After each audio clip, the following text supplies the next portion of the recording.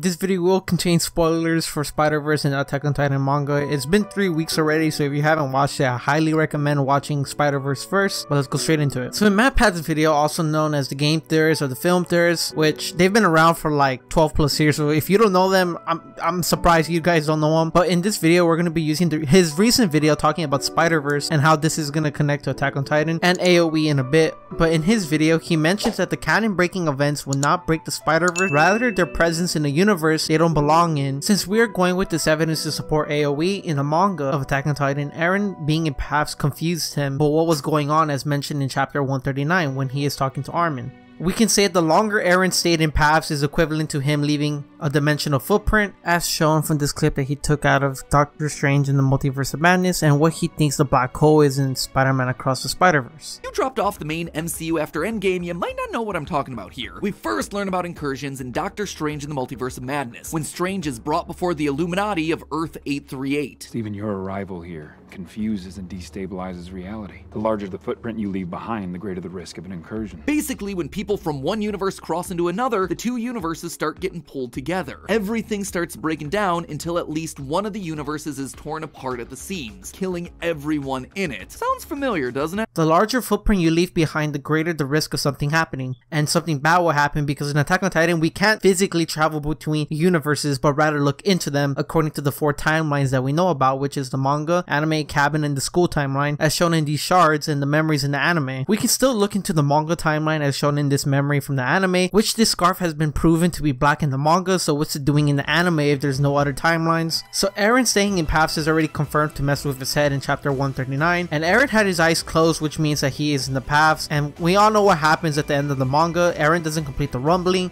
the island pretty much gets nuked, and the Titans don't go away, and this was due to him staying in paths for too long, making the timeline start to get pulled together and appear as one big blur, which causes the people on the island to die. And we see what's left of the manga timeline after Alliance's win, and it's just a wasteland. And isn't this starting to sound a little familiar now? In Spider-Verse, Miguel O'Hara is going after Miles because he sees Miles as a threat to the Spider-Verse, since Miles disrupted a canon event by saving Gayatri's dad, who was a police officer, causing a black hole to appear, which could mean the end of that universe. In Attack on Titan, we saw this in the form of the extra pages giving us a send-off to that universe. In this video, let's say the Miguel O'Hara of AOE will be the ANR Eren that we all expected, which will be someone that's willing to do anything to achieve their goals, even if it means the people close to them having to die. And this is the same philosophy that 2099 Spider-Man has by telling Miles that no matter how much they want to prevent the deaths of their loved ones, it is essential for the path of becoming a Spider-Man or Spider-Woman, or cat, or car, a horse, a pig, and there's a T-Rex now. This version of Eren, which we call the ANR Eren, will hunt down the manga Eren if there was a Eren society kind of like the Spider-Verse. After finding out what manga Eren did, ANR Eren will hunt him down solely because he is a threat to the past for being the weakest Eren, because all the other Erens are gonna have to face that mess of memories that manga Eren had created. And in the Under the Tree song, the lyrics say don't make a mess of memories. ANR Eren will have to fix this so the canon can be restored. And by Eren's eyes being awake is telling us that he is fully aware of what had happened in the manga and will protect the canon at all costs, aka the island in the anime. And this is already implied that no matter what timeline, Eren will always choose freedom, as shown in the Mikasa OVA. So as far as we know, this is the only Eren who had defied this rule. And in Spider-Verse, Miles is the only Spider-Man who broke the canon of a close person of Spider-Man dying, which is the same as Eren not wanting the people close to him to die. But Anime Era will make sure that the canon is fixed, which will lead us to the ANR theory. What do you guys think about this theory? This theory isn't meant to be taken seriously. What do you guys think about this theory? I had a lot of fun recording this, because the Spider-Verse has to deal with different timelines and different Spider-Man, so I was like, you know what, how about we connect that to AOE? If you guys like the theory, leave a like on the video,